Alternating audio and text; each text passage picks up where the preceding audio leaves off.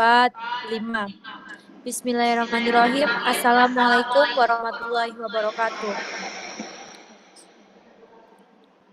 Selamat siang kepada Ibu Maya Rahmayanti selaku dosen pengampu mata kuliah Toksikologi Lingkungan dan juga teman-teman dari kelompok 6. Izin kami dari kelompok 6 untuk mempresentasikan hasil diskusi dari kelompok kami mengenai sebagai moderator untuk memperkenalkan kelompok kami.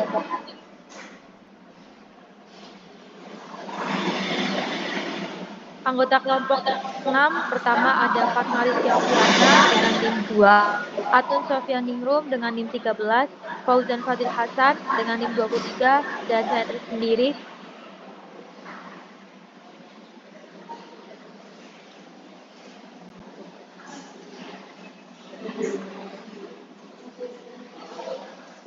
Siang hari ini, yang pertama ada pengertian karsinogenik, kedua sumber karsinogenik, yang ketiga contoh karsinogenik, keempat bagaimana tindak pencegahan.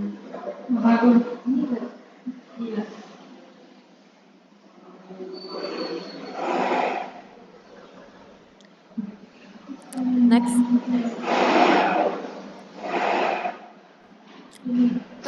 Masuk ke pembahasan yang pertama.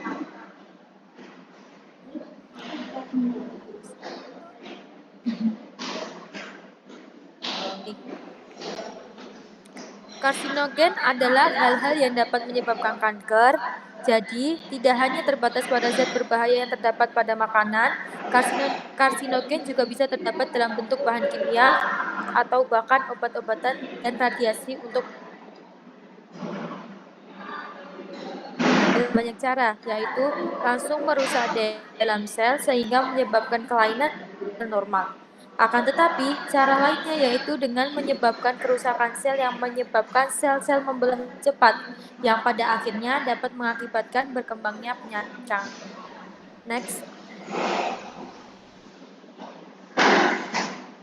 Nah, berikutnya ada sumber karsinogen, yaitu berasal dari obat-obatan, polusi lingkungan, virus, gaya hidup, makanan, dan sinar matahari.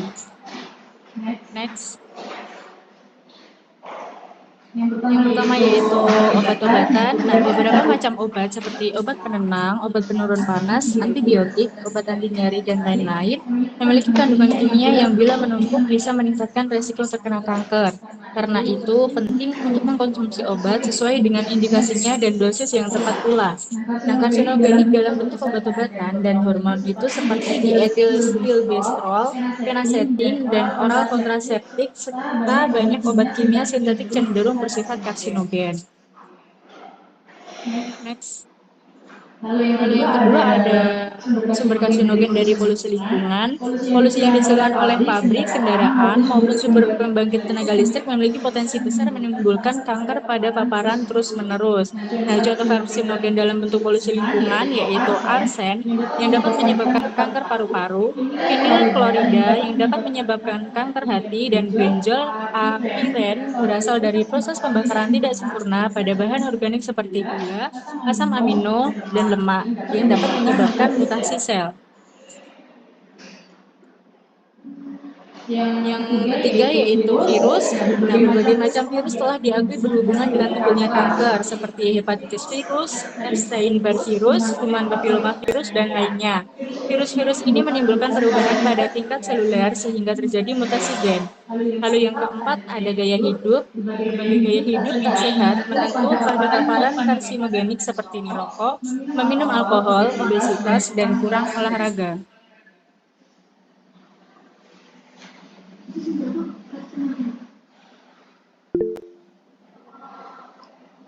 Selanjutnya untuk sumber karsinogenik yaitu makanan.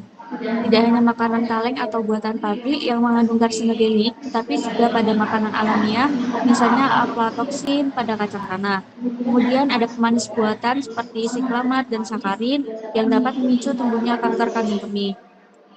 Kemudian zat pemicu adanya kanker atau karsinogen juga terdapat pada pengawet makanan seperti formaldehida sebagai bahan pengawet tahu atau bakso, zat warna tekstil atau berwarna makanan seperti metanyl yellow pada kerupuk, kerupuk tahu, juga rodamin, zat pewarna merah pada sirup. Menurut penelitian, zat-zat tersebut itu dapat menimbulkan kanker hati. Yang keenam ada sinar matahari. Sumber utama sinar ultraviolet adalah sinar matahari yang terdiri dari 3 jenis. Yang pertama ultraviolet UVA, ultraviolet UVB, dan terakhir ultraviolet C atau UVC. Nah, dari ketiga jenis sinar ultraviolet tersebut, yang paling berbahaya bagi kulit itu adalah sinar UVC. Meskipun demikian, sinar UVC dapat diserap oleh atmosfer sebelum mencapai tanah, sedangkan UVA dan UVB dapat merusak sel-sel kulit, terutama yang berwarna pucat, dan berpotensi menyebabkan kanker kulit. Sinar UV ini bisa menembus lapisan kulit luar dan masuk ke dalam lapisan kulit yang lebih dalam lagi. Hal inilah yang ujung-ujungnya bisa membunuh sel-sel kulit dan merusak DNA pada sel kulit.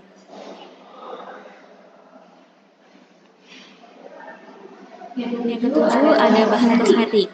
Beberapa produk kosmetik ini memiliki bahan yang bersifat karsinogenik, namun kandungannya sangat kecil. Meski demikian, resiko untuk munculnya kanker tetap ada, terutama bila tubuh terpapar bahan tersebut dalam jangka waktu yang lama.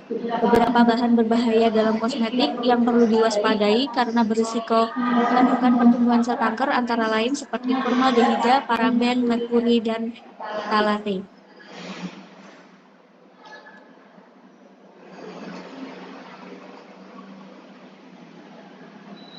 Kemudian ada contoh karsinogen. Agen dan kelompok gen seperti aflatoksin secara alami dihasilkan oleh jamur tertentu, senyawa arsenik, asbestos, sulfur, benzidi, senyawa nikel, radiasi matahari, vinil klorida. Campurannya seperti minuman keras, campuran analgesik yang mengandung penasetin, produk tembakau, asap tembakau, dan serbuk kayu. Kemudian dari paparan lingkungan, itu seperti produk aluminium, pembuatan atau perbaikan sepatu atau boot, produksi kok, pembuatan furnitur, pembuatan besi dan baja, industri karet, paparan asam sulfat di lingkungan kerja. Selanjutnya, tindakan pencegahan yang pertama membaca label dan berbagai bahan yang terkandung dalam suatu produk makanan atau kosmetik. Kemudian yang kedua, mengikuti penggunaan yang benar dan aman saat menggunakan bahan kimia di rumah. Kemudian yang ketiga, menggunakan alat pengaman saat hendak membersihkan rumah dengan bahan kimia tertentu. Yang keempat, mencari tahu bahan alami yang bisa membantu membersihkan rumah agar bisa meminimalkan penggunaan bahan-bahan kimia yang berbahaya. Yang kelima, mencari tahu cara memasak makanan dengan cara memanggang untuk mengurangi potensi terpapar zat karsinogen. Dan yang terakhir, membersihkan udara dalam ruangan. Ada beberapa jenis tanaman dalam rumah yang dapat menyerap zat karsinogenik sehingga membantu mengurangi udara dalam ruangan. Kemudian efek dari karsinogenik yaitu dapat menyebabkan kanker dengan mengubah metabolisme sel atau merusak DNA sel secara langsung, serta menyebabkan mutasi sel yang akan mengganggu proses biologis normal dalam tubuh. Kemudian cara kerja karsinogenik sendiri adalah dengan merusak DNA secara langsung, sehingga menyebabkan mutasi. Kondisi tersebut akan mengganggu proses normal pembentukan sel, sehingga sel-sel membelah lebih cepat atau bahkan meningkatkan kemungkinan perubahan DNA. Kemudian simbol dari karsinogenik seperti gambar di layar, di mana simbol ini digambarkan berupa gambar kepala dan dada manusia yang berwarna hitam serta terdapat sebuah gambar pada dada tersebut yang menyerupai bintang segi 6 berwarna putih. Simbol ini menjelaskan paparan dalam jangka pendek, jangka panjang, atau juga berulang.